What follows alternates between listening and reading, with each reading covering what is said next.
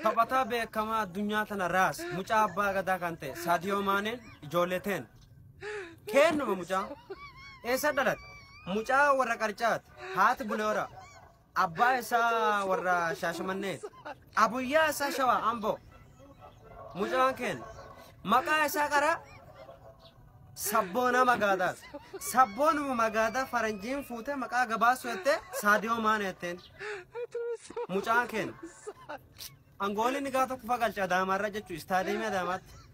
haga ammaa gooliin sun ajaa'ibu jira mucaan kenna ministeera muummee keenya Itoophiyaa keenya kan ta'e Tiraamp jechuudha waan adun beektaniisin ibsa kennee ture kaleessa galgal biyya keessan akka malee jaaladhaa nuun jedha. Taphataa beekamaa Oromoo kan ta'e Kiristaanoo Roonaaldoo jechuudha Oromoodha. Inni be ijoollee naannoo sheggerisanii achi dhalate dhalootaan gaafa biyya isaa dhiisee ba professionaalummaa faranjii yaante taajjabamee cinaa marfamee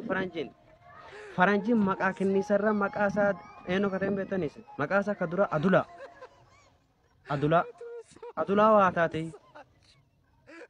maqaa isaa adulaa waataa maqaa wal jijjiirarra maangote faranjiin kasaa deete kiristaanooteen mucaan kenna Oromoo. Atileetonni teenya galaanee akka Itoophiyaa qawwatu jiran. Qawwatiisa qofaan miti Itoophiyaa nagaan luka lama dhaabbatu fuutee luka tokko naaf dhaasiseera. Itoophiyaa akkamitti goone luka lama deebinya waan jedhama uummata yaada keessa jiraachuudha. Maal sana qofa atileetiin teenya ijoollee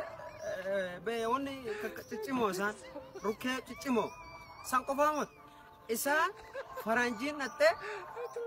abboon hundiisaatte hundan deettan hundiisa rukkisinaan waliin jetteen yoo siin jettu teenya ijoolleen aartam kaat qaban dadhaban utaal eentu nu dhaqqaban utaal reebaa dhaqaneef jibbaatane itti dhiisan